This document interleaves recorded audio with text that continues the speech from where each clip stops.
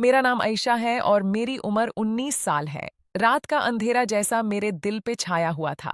4 साल से इस घने जंगल में अकेली जिंदगी गुजार रही थी। पत्तियों से बना हुआ छोटा सा स्कर्ट और टॉप, गीले बाल, नंगे पाँव। हर दिन डर लगता था, किसी जानवर का, किसी इंसान का। लेकिन उस दिन सुबह जब मैं पेड़ों के पीछे छुपी थी, मुझे वो नजर आया।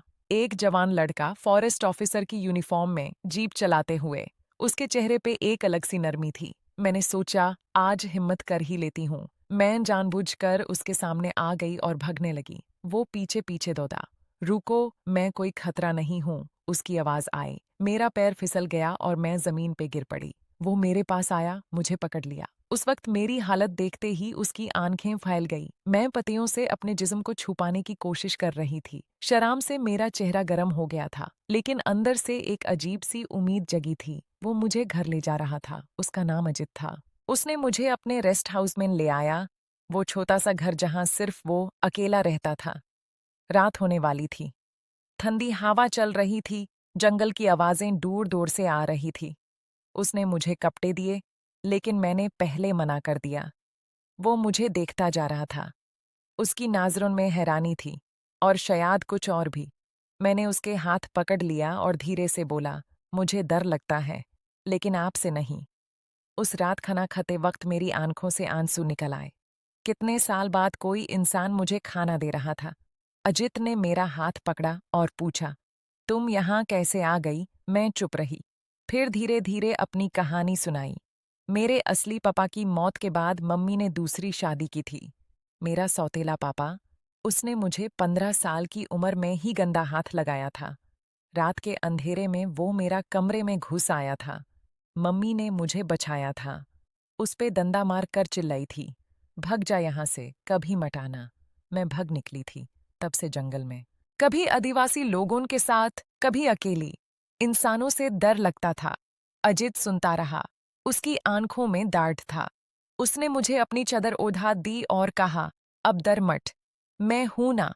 रात गहरी हो चुकी थी। सिर्फ मोमबत्ती की रोशनी थी। ठंड बहुत ज्यादा थी। मैं उसके पास सर रख कर लेट गई।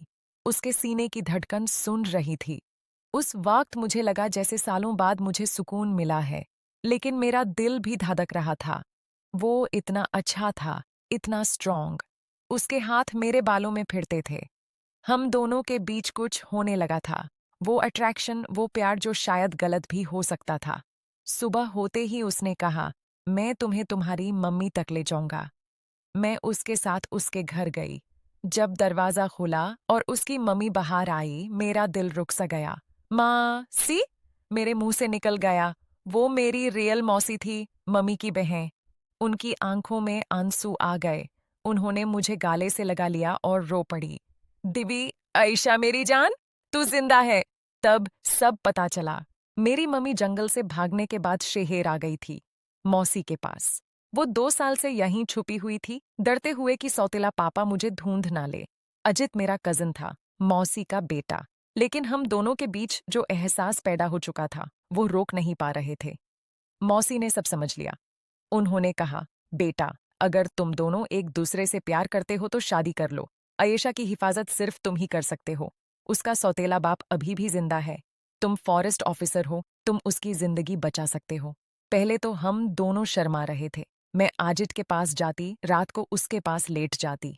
उसके हाथ मेरे कमार पे, मेरी सांसें तेज। एक रात मैंने उसके कान में कहा, मैं तुमसे प्यार करने लगी हूं अजित, चाहे रिश्ता कुछ भी हो। उसने मुझे रोकने की कोशिश की, लेकिन फिर उसकी भी हिम्मत टूट गई। हम दोनों एक हो गए। वो प्यार था, वो जुनून था, वो सुकून था जो जंगल के 4 सालों ने मुझे कभी नहीं दिया। आज हम शादीशुदा हैं। मेरी मम्मी भी हमारे साथ खुश है। सौतेला पापा का कोई पता नहीं, लेकिन अजित हर वक्त मेरा साथ देता है। जंगल अब भी याद आता है, लेकिन अब डर नहीं लगता, क्योंकि अब मेरे पास एक ऐसा इंसान है जो मेरी हिफाजत करता है, मुझे प्यार करता है। दोस्तों, जिंदगी में कभी कभी अंधेरा इतना गहरा होता है कि लगता है कोई रोशनी नहीं, लेकिन अगर दिल साफ हो और हिम्मत न छूटे तो एक दिन सही इंसान मिल ही जाता है। कभी अपने प्यार को मत छोड़ना, चाहे रिश्ते कितने भी उलझे हुए क्यों न हो, प्यार सब ठीक कर देता है। अगर आपको मेरी कहानी पसंद आई हो तो दिल से लाइक कर देना और चैनल को सब्सक्राइब कर लेना ताकि ऐसी और सच्ची और इमोशनल कहानियाँ आप तक पहुँचती रहें। अपना ख्याल रखना, मैं भी आपका ख्याल रखती हूँ। Take care.